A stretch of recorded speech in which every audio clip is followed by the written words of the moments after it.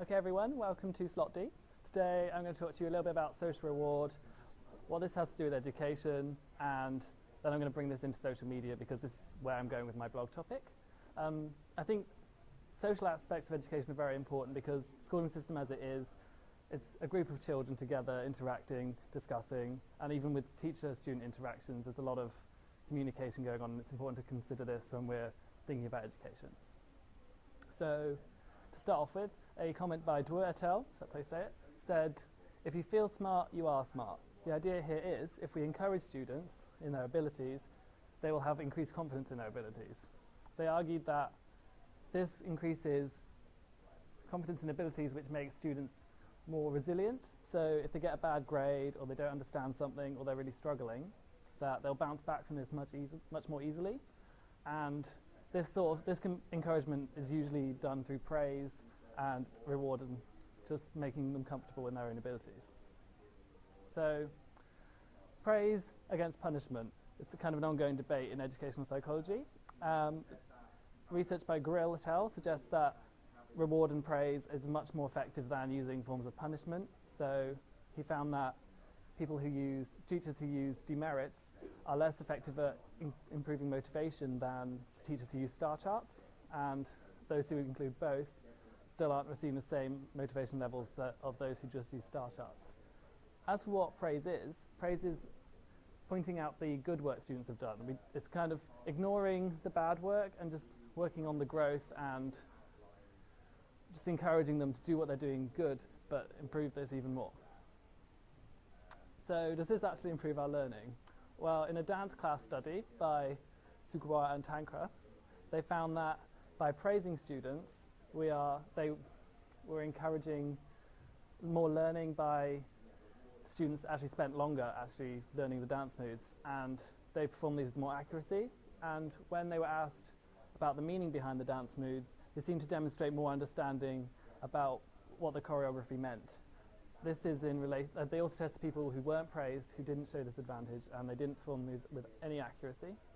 And also, some participants watched other people being praised, and they didn't benefit in the same way that those who were praised did. So if we think about this in educational settings, we need to give students individual praise. We can't pick out one person in the class and say, hey look, this person's done this well, because the other students aren't going to benefit from this.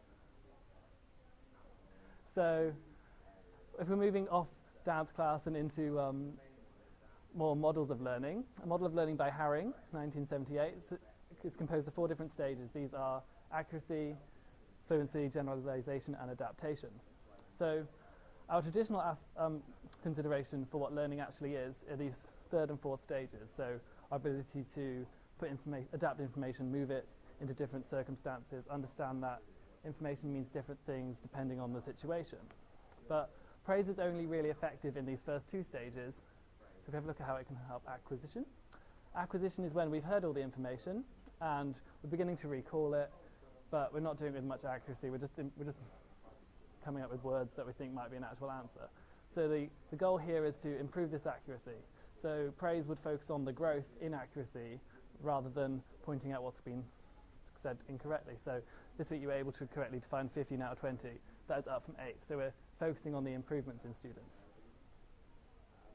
And then in fluency, by this stage we're recording accurate answers, but we're taking a long time to think about them, making sure we're correct. So there's a bit too much influence on accuracy. So the idea here is to make it more efficient, to speed up learning, to make it flow easily.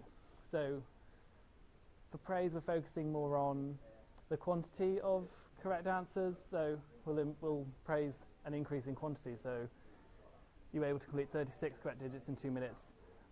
That's 4 more digits than earlier this week. I think it's important that we focus on praise in these 2 aspects, because we can't learn to generalize information and adapt information if we can't get it correct and we can't produce it efficiently. So it's a nice beginning strategy to prepare students to learn and be able to adapt information nicely. If we move away from models, think about the psychobiology behind it. Reward has links with dopamine, and research by Robertson has suggested that students who see smiles have an increased level of dopamine. this level of dopamine is associated with increasing desire and increasing curiosity. So students who have observing smiles and have an increased dopamine will be motivated to elicit this response again. And this motivation will perform behaviours like trying harder in exams, spending longer to revise because they want to see the smile from their teacher again. This has relevance to some research here at Bangor. As some of you might know, Erin Heery studies the effect of social currency. This is the idea that we'll perform certain behaviours to gain a social response. And I think she worked out that a smile is worth a third of a penny or something like that. And the idea here is that if we could implement this into education, students will be more motivated to perform certain behaviours to regain this social response from their teacher. So you really can put a price on a smile. Something that came up in a comment from this week's blog was the idea of social perception. This is moving past the effect of the teacher. So we're thinking about the social reward we get from the other students, from friends at home. And the idea here is that the more social perception we have is the more audience we've got. So if we perceive the audience to be large, we have high social perception. Research by Robinson and Swan found that if we perceive the audience to be high, our written assignments actually improve. They did this in an online investigation, so it's a similar setup to what we have, where we publish our assignments online, and because it's online and the whole class are looking at them, the social perception is high, and this did actually improve the quality of work. So how does this relate to social media? Well, if social responses are important, we need to consider social media because this is the way society is heading. People spend longer talking to friends on Facebook than they do in face-to-face contact. So WordPress is social media. We post blogs every week and then we discuss them. We're having social interactions in relation to our academia. The three features of WordPress I'm going to talk about are the follow system, the like system, and the comment system. So firstly, if you receive an email notification that somebody has started following your blog, you're automatically going to be more aware that your audience has increased. And the research would suggest that this should make us more motivated to put more effort into our work because we are much more aware of how many people are following us. Secondly, the like system. If a like can work in a similar way to a smile, it could work as a praise. We could be more motivated to get this like, or we could realise that we've done something good in a blog and try and work towards this. If we get more likes one week than another week, we'll realise that we're working in the right direction. If we get less likes, we might realise we're not doing quite as well. And then there's the comment system. Although in this module we tend more to discuss and evaluate, in some online modules such as this, like this one, they first start off with praise. They point out what's good about the blog, what was included that was good, and maybe some stuff that was irrelevant, and then they move on to evaluate the actual information.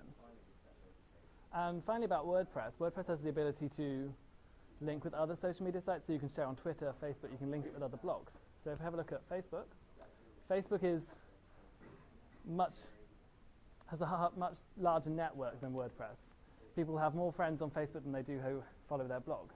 So if we link it with our Facebook every time we post a blog or an assignment, and people can view this, we are increasing our audience massively, and we're therefore giving ourselves more opportunity to get the social reward. So it's a method students can put in place to increase motivation by themselves. They can, if you put your work out there to be evaluated, it's more likely that you're going to be motivated in future.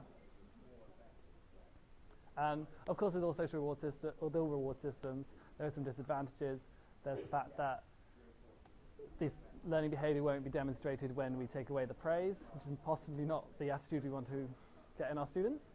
Secondly, it's more successful in lower bands than it is in higher bands, so it's possibly more useful for students who are facing behavioural problems and they are not performing to the best of their ability, maybe not that useful for people who are already motivated.